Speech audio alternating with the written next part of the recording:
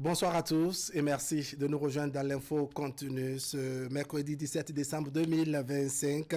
On ferme un peu la parenthèse du coup d'État manqué qui a rythmé l'actualité nationale ces derniers jours au Bénin. On se propose ce soir de faire un zoom sur les rendez-vous qui nous attendent en 2026, notamment ces consultations électorales. Elles s'annoncent fatidiques pour les partis politiques en compétition de même qu'à leurs militants, mais surtout à l'ensemble du peuple béninois. Un élément moteur fera visiblement le trait d'union entre les filles et fils de cette nation, pour ne pas dire de la nation béninoise. C'est bien entendu la paix et la non-violence au cours de ces élections générales. On examine un peu l'appétit de nos concitoyens pour cette denrée à cultiver et à entretenir avant, pendant et après les élections. Élections générales apaisées, comment réussir le pari? C'est la trame de nos discussions avec Romuald Rouhui. Romuald, bonsoir.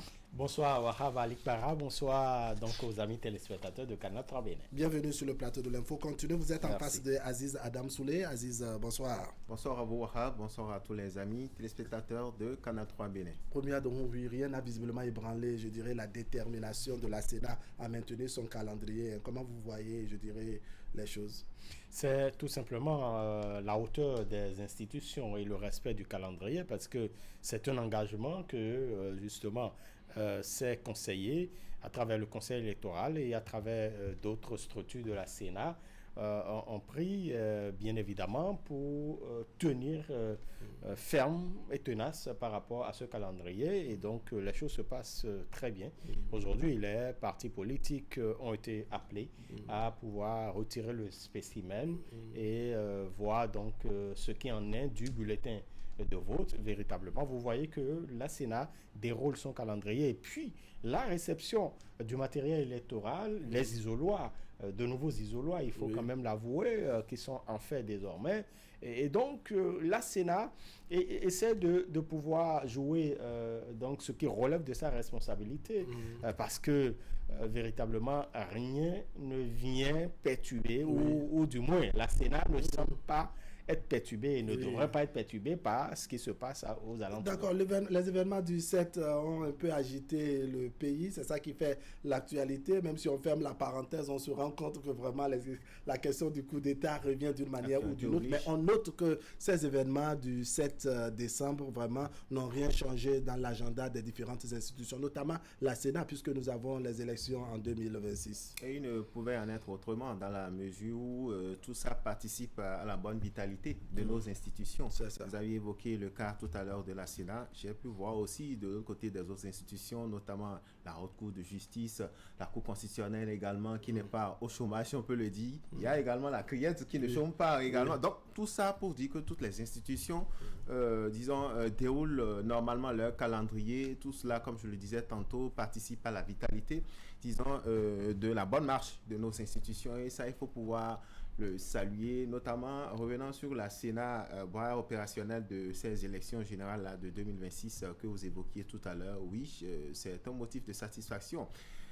Souvenez-vous, à la faveur de cette sortie-là du secrétaire général adjoint et porte-parole du gouvernement, Wilfried Léon Ngoubechi, quant à la question de nos confrères, si, entre-temps avec cet événement malheureux là du 7 janvier dernier, si cela allait entacher quelque peu le bon déroulement, disons, de ces préparatifs là des élections. Il a dit non, que tout allait comme sur les roulettes. On a pu le constater, ça il faut pouvoir le saluer. Alors quand j'ai fini de dire ça, maintenant c'est ce que nous faisons, disons, de ces grands enseignements là, au-delà de ce coup d'État. Oui, parce que désormais on peut, sans risque de se tromper, dit que la page est en train d'être fermée définitivement, et comme tout le monde est unanime à le dire, plus jamais ça au Bénin, plus jamais, disons, des guignols, comme le dirait quelqu'un, se présenter devant la télévision nationale et qui veut l'ordre constitutionnel établi. Alors Romuald, il y a un autre détail. Comment on fait pour maintenir le cap? Parce qu'il y en a qui se disent effrayés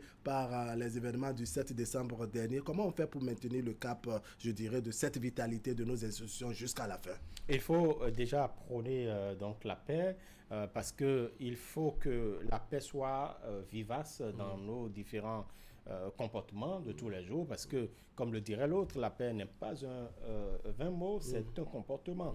Et donc, dans nos relations interpersonnelles, dans nos agissements, que nous puissions quand même faire preuve donc de bons citoyens, en nous conformant aux règles démocratiques. Parce que en réalité, lorsque vous êtes en dehors de l'ordre démocratique ou des règles démocratiques, je crois que ça pose véritablement problème. Nous sommes dans une sociabilité qui ne dit pas son nom, et donc nous sommes appelés chacun, qu'on soit acteur politique ou non, nous devons prôner la paix, nous devons justement dénoncer ces actes-là qui viendront quand même porter des atteintes donc à notre vivre ensemble, parce que vous soyez de l'opposition de la mouvance, et je me réjouis du fait que des partis politiques de tous bords et puis quand même décrier ce qui s'est passé le 7 décembre. Oui. Et au-delà de ça, j'ai vu des citoyens béninois, des hommes et des femmes, qui quand même, soit pas des marches, soit pas des déclarations, ont appelé à ce que nous puissions faire front à toute prise de pouvoir par les armes. Et donc, déjà, à travers nos comportements, à travers nos agissements, à travers nos veilles, à travers la vigilance que nous devons avoir, parce que nous faisons confiance aux institutions de la République. Nous savons que même si nous ne sommes pas d'accord avec ce qui se fait, nous avons quand même une opportunité de pouvoir le prouver. C'est à travers les urnes. À travers les urnes. Oui, comment on fait pour que vraiment on maintienne le cap dans votre développement? Tout à l'heure, vous montrez, vous soulignez la vitalité de nos institutions qui n'ont pas été ébranlées par ces événements, pour ne pas dire par ce coup d'État finalement déjoué. Comment on fait pour que vraiment tout se déroule jusqu'à la fin? Parce que la grosse préoccupation des gens, c'est l'élection ou les élections générales de 2026. Oui, et c'est bien normal. Aura-t-elle lieu ou n'aura-t-elle pas lieu? Mais c'est déjà heureux de savoir que le chef d'orchestre lui-même a déjà commencé par donner le ton, notamment dans cette même soirée-là de ce coup d'État déjoué. Je veux parler du chef de l'État qui a dit et a reconnu que le Bénin a une âme dans son discours. Je veux bien espérer que c'est cette âme-là du Bénin qui va guider tout le peuple béninois, et même au-delà, qui a donné un mot d'ordre, je pourrais dire. Oui, en fin de matinée, la République a été ébranlée, mais dès ce soir, pour le paraphraser, dès ce soir, que chacun vaque librement à ses occupations. Pour dire quoi? Il n'y a plus de peur, il n'y a pas péril en la demeure. Non, pour dire quoi? Pour dire que cet appel devrait résonner à plusieurs titres dans, disons, la pensée, disons, collective. Un appel dans la mesure où, si déjà le chef de l'État nous exhorte, disons, à vaquer librement à nos occupations diverses et quotidiennes, cela voudrait dire aussi que ça participe au comportement, comme le disait Romia Dwoui, que nous développions tous les jours. D'accord. Ce comportement-là, disons, pas d'antipatriote ou de panafricain, comme certains égarés, non. Mais ce comportement-là, disons, d'appel, de cohésion, et surtout ce message-là unificateur. Pas ce message-là qui divise peut-être un Wahab, un Aziz Adam Soulé ou encore un Romia Dwoui.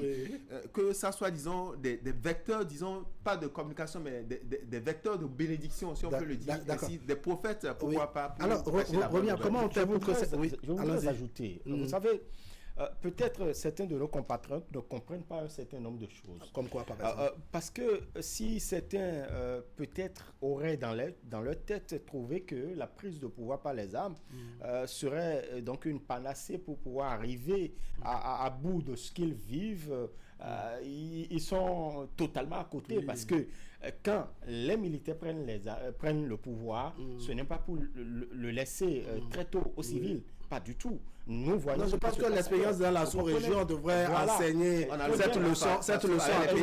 Voilà. Exactement. Et n'oubliez pas, il faut pouvoir le dire aux concitoyens que lorsque les militaires, lorsqu'on est au pouvoir à travers un coup de force militaire, c'est-à-dire que vous devenez isolé. Vous êtes isolé. Vous voyez, il y a des pays dans lesquels aujourd'hui il y a une crise de carburation. Vous avez des crises économiques énormément.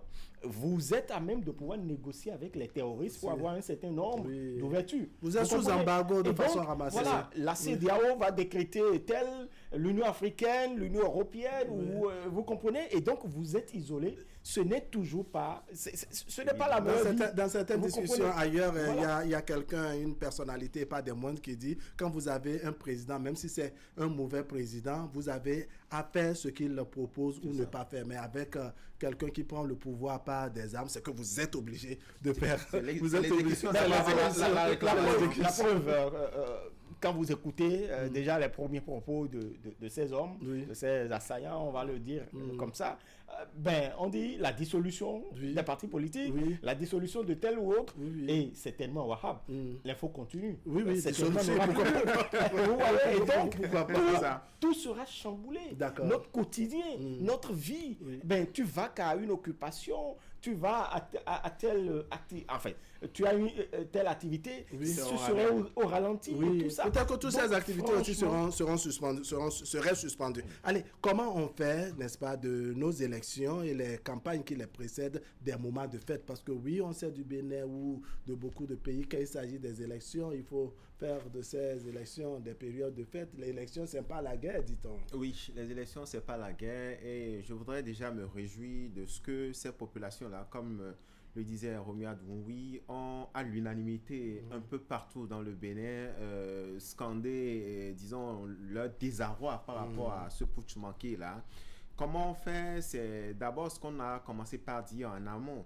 Comment on fait? C'est déjà l'acceptation de soi. Oui, nous ne partageons pas, disons, les mêmes idéaux, mais quand vient ce moment, il faut permettre à l'autre, même quand on n'est pas d'accord avec lui, il faut lui permettre, disons, d'aller exprimer, par exemple, son droit de vote. Il ne faut pas être, disons, celui-là qui, dans un ménage dit parce que mon parti n'a pas pu présenter son candidat à la présidentielle, par exemple, ou bien parce que celui-là que j'avais souhaité être de liste dans une circonscription électorale n'a pas pu être positionné. Alors je me lève et je casse tout. Je casse tout.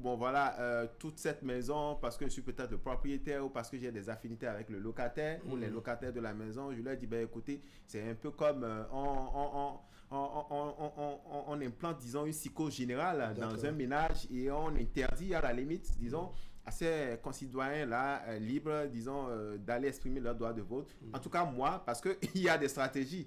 Parce que telle personne n'a pas été positionnée, voyez-vous, tant. Ce qui fait que moi, je n'irai pas voter. Et c'est là, en fait, que ça commence.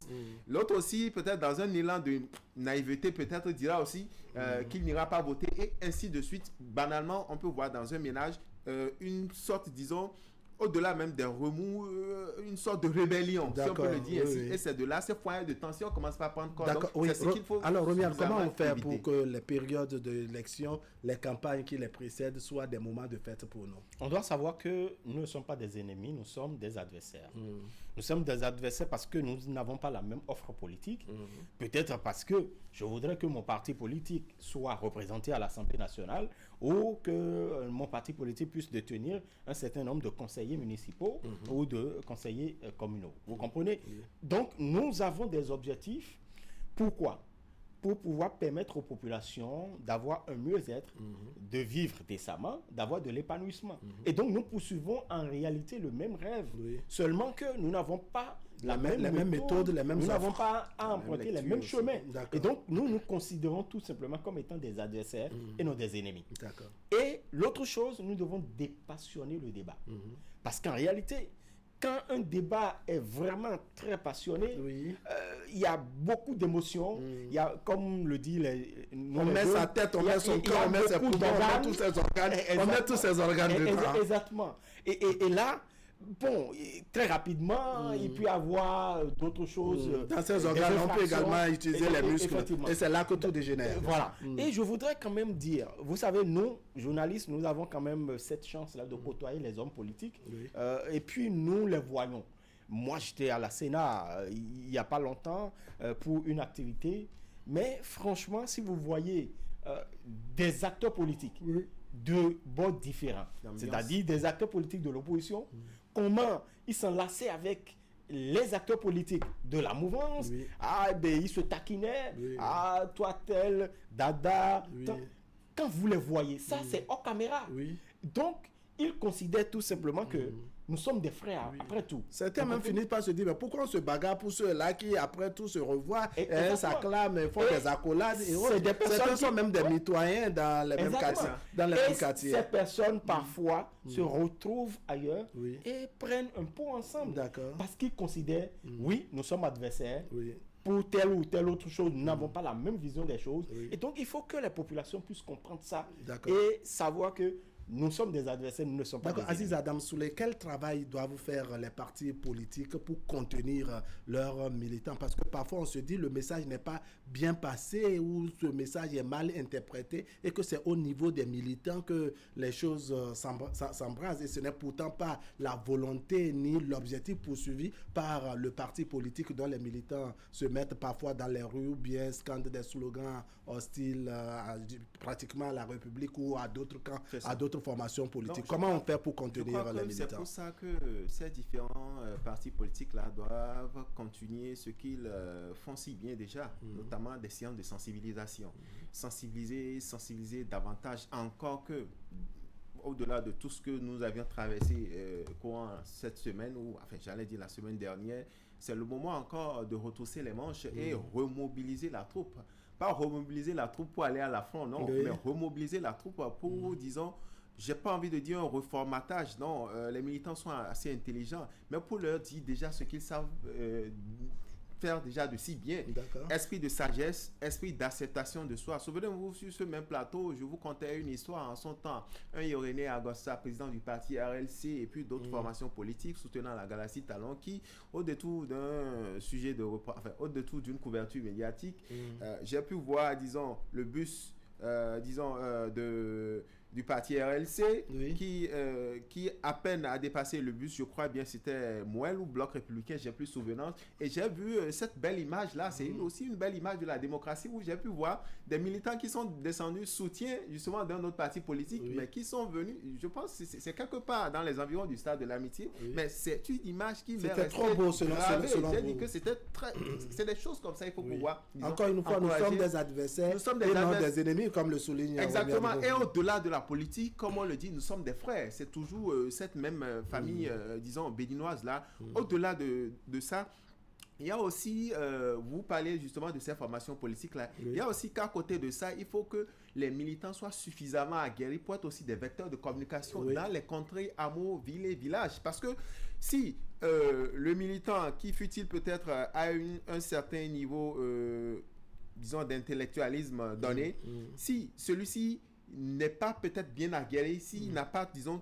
tout le nécessaire. Parce qu'au-delà de tout, souvenez-vous, sur ce plateau, si nous avons évoqué la formation, disons, des jeunes au sein de ces partis politiques-là, ça pourrait être aussi des formations, des sciences, et je pense que le mois s'y prête bien. Ça pourrait être des sciences, disons, que feront les partis politiques pour vraiment contenir leurs militants? Parce qu'on se dit, quand ça s'embrase, ça vient souvent des militants, et des fois, on se dit que ce sont les consignes de leur formation politique, ou alors ils se sont permis de faire une bagarre, pour ne pas dire un combat au profit de leur formation politique, ce qui ne devrait pas être. On se pose alors la question de savoir que doivent faire les partis politiques, ne serait-ce que pour calmer ou contenir leurs militants. D'abord, il faut que les partis politiques puissent véritablement enseigner leurs militants.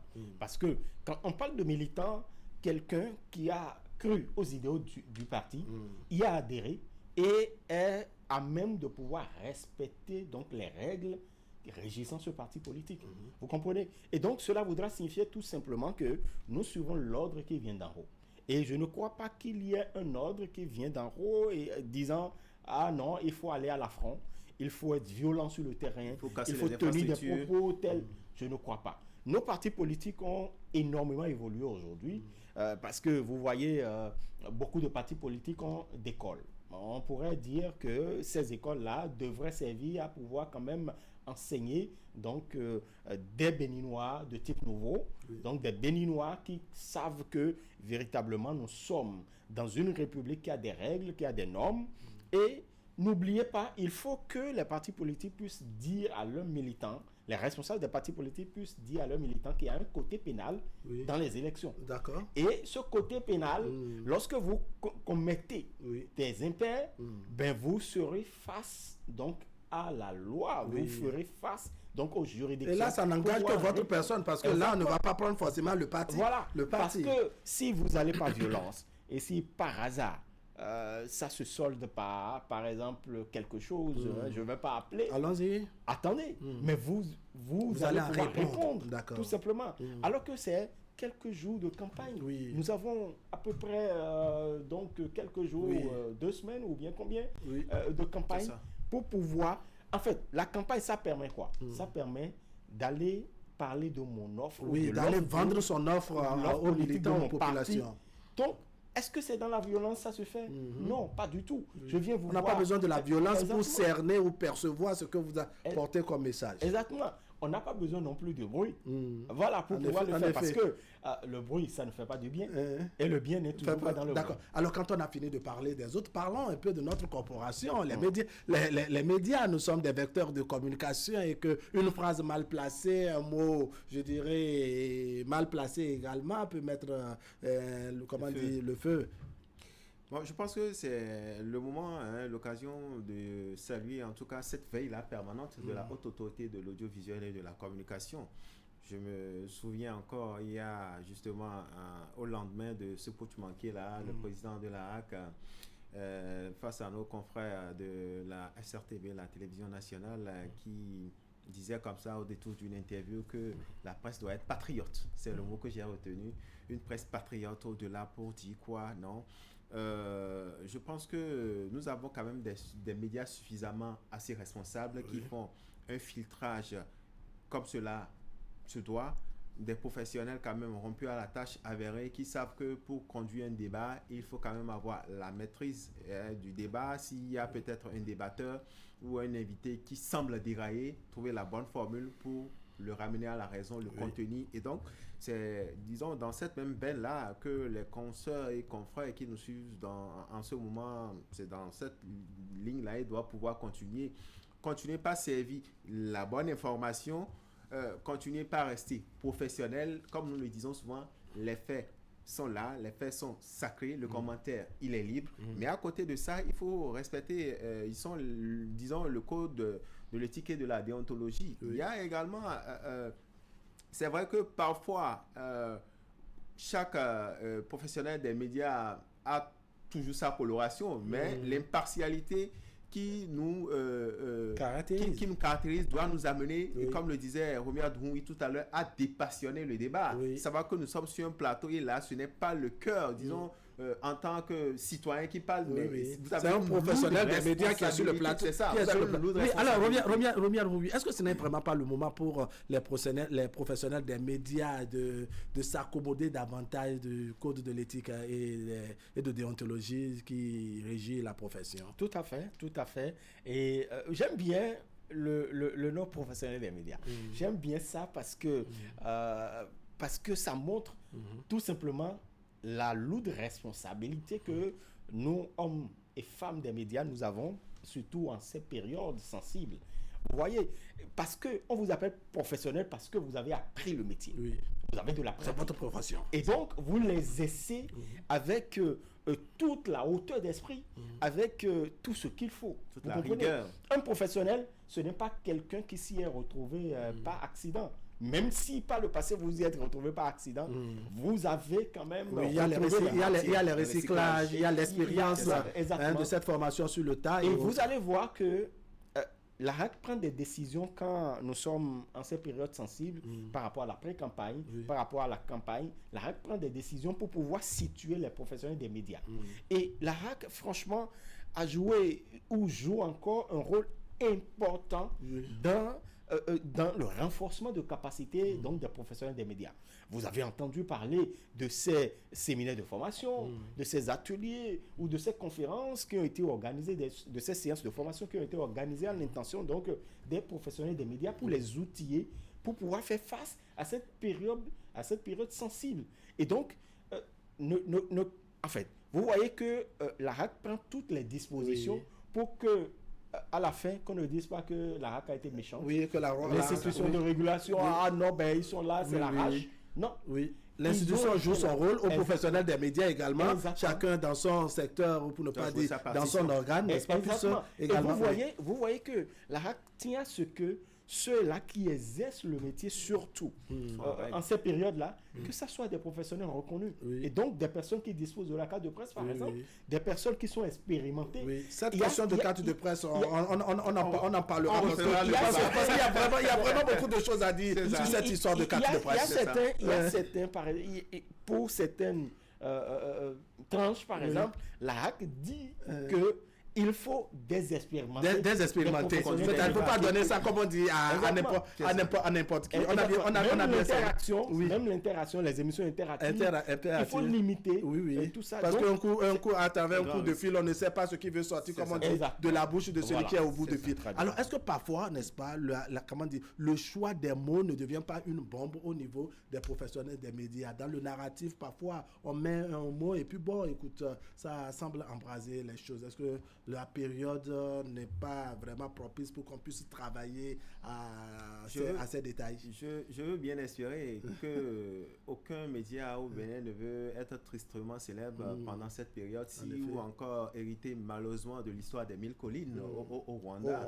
Non, je veux bien espérer qu'on va renforcer davantage, comme le disait mon vis-à-vis, l'esprit de professionnalisme qui nous caractérise et qui a toujours caractérisé en tout cas la corporation. Souvenez-vous, à la conférence nationale des forces vives, s'il n'y avait pas justement ces professionnels-là, on n'aurait pas eu, disons, le relais de tout ce qui s'est passé de beau, comme, disons, d'événements, je ne vais pas dire douloureux, mais c'est ce choc des idées-là, parce que ce sont ces professionnels-là qui nous ont fait, disons, un compte-rendu fidèle, si on peut le dire comme ça. Mais je veux bien espérer que ce jour-là, par exemple, ce n'est pas tout ce qui s'est dit qui a été, disons, diffusé directement. Il y a eu ce filtrage-là, il y a eu, disons, des mots, des manières pour également les transcrire. Non, je crois qu'il faut éviter surtout, parce que vous l'aviez dit au début, c'est une période assez sensible. Tout de suite, avec un mot très mal placé, ça peut s'embraser. Et je le dis, je le répète, je ne pense pas que ce soit au niveau de la presse écrite, que ce soit au niveau des radios et télévisions ou d'autres secteurs en lien avec le monde des médias veulent, disons, que ce soit par eux autres, leurs organes, que ceci puisse arriver. C'est pour ça, justement, il faut continuer par sensibiliser. Il faut peut-être, pendant cette période-ci, avoir un œil plus regardant, que ce soit avec les patrons de presse ou au niveau des rédactions en chef, parce que c'est très important. Professionnels que nous sommes, ce sera peut-être trop mal compris qu'un rédacteur en chef, peut-être dans son édition du journal, apprenne qu'un élément a été glissé, peut-être pour lancer des invectives à un parti politique ou bien au sein des... Encore que lancer les invectives, ce n'est pas le travail d'un journaliste, ce n'est pas le travail d'un journaliste, en tout cas pas d'un professionnel. Pas d'un vrai professionnel des médias. Donc, alors, au-delà des médias conventionnels, on a ce monde des réseaux sociaux où pratiquement il y a tout, monsieur, madame, tout le monde est journaliste, on s'auto-proclame journaliste, on reporter, on rend compte de tous les événements, je dirais, sans filtrage, sans traitement qu'il faut. Comment on fait, je dirais, pour réguler ce monde-là en ces périodes-ci? Bon, c'est à la RAC de définir, de voir les stratégies. Oui, parce qu'au-delà des web TV et autres, en tout cas des médias en ligne autorisés, comment dire, par la RAC, il y a les groupes WhatsApp et autres où franchement, on n'a pratiquement pas ça. En fait, la RAC a bien évidemment un certain nombre de compétences, même sur ce terrain. C'est vrai que la RAC pourrait partager ça avec bien d'autres structures. Vous avez, parce que quand vous écrivez du n'importe quoi, quand vous salissez, par exemple, la réputation de quelqu'un, la personne, et tout ça, vous comprenez? Et donc, véritablement, je crois que ceux qui s'autoproclament journalistes doivent se discipliner. Parce qu'aujourd'hui, rien n'est... sinon, sur les réseaux sociaux, vraiment, tout à fait. Vraiment, il y a un grand travail à faire là. Je crois que, vous voyez, il y a une différence entre ceux-là qui s'autoproclament journalistes sur les réseaux sociaux et ceux-là qui sont vraiment journalistes. Parce que nous ne faisons pas de la collecte et de la diffusion. Nous faisons de la collecte, nous faisons du traitement. et nous faisons de la Oui, diffusion. c'est ça. Alors que ces personnes dont vous parlez, ils font de la Ils collecte. font directement de la diffusion. Et Ils ils font font de la même pas de diffusion. la collecte. Quand on Ah, collecte, bon. des fois, même on est censé. Je me dis que. Non, mais vous savez, oui, dans on la collecte, il y a tout. On s'est justement. Dans la dit que collecte, dans il y a cette tout. collecte-là, on aurait pu dire non, ça, je ne veux pas de Bien sûr. ceci, ça pourrait. Mais ça, on c'est le diffuse. traitement. On Non, diffuse. ça, vous êtes déjà au niveau du traitement. Parce que la collecte, on vous aurait. il y a tout. On vous Vous aurait. comprenez? Même D'accord. nous traitons, c'est pourquoi on nous appelle professionnels des médias. D'accord. Au-delà de la RAC, est-ce que d'abord, en termes de conscience, je dirais, pour des professionnels et de conscience humaine, on ne devrait pas se dire je me méfie. La période est très sensible, aussi bien pour moi que pour l'ensemble de mes concitoyens, que je devrais être un peu méfiant dans ce que je partage sur les réseaux sociaux. C'est pour ça que je parlais de patriotisme tout à l'heure. Le patriotisme qui doit être observé à tous les secteurs. Parce que patriotisme, même c'est dans tous les maillons de la chaîne. Patriotisme, surtout pour les professionnels des médias. Souvenez-vous, je disais tout à l'heure que le président de la HAC a demandé à ce que nous soyons une presse patriote. Oui. Ça ne vient pas ex nihilo. Oui. Parce qu'il le dit à décès, parce que c'est une période très sensible. Très sensible. Une période qu'il faut vraiment prendre avec beaucoup de sens de professionnalisme. Et même au-delà de cet aspect-là, oui. Moi, je n'ai pas peur, je suis tranquille parce que je sais au moins que le Centre national des investigations, le CNIN, fait un beau travail. Si les gens ont envie d'aller se reposer, disons, dans les maisons d'arrêt, bon, libre à eux, quand ils se Là, confrontent, comme on dit, ils auraient choisi. Deux mots pour conclure, Romuald Rouy. De la discipline et de la conscience, véritablement. Et il faut savoir que le Bénin, c'est notre pays. En tout cas, pour le moment, moi, je n'ai pas de pays. Tu n'as pas encore d'autres nationalités. Donc, franchement, Romuald Rouy, merci beaucoup. Aziz Adam Souley, merci moi. également pour votre disponibilité. Mesdames, Messieurs, ce serait tout pour aujourd'hui. Merci de nous avoir suivis. L'information continue sur Canal 3 Bénin. On va se retrouver demain à 20h pour partager avec vous le reste de l'actualité. Allez, portez-vous bien.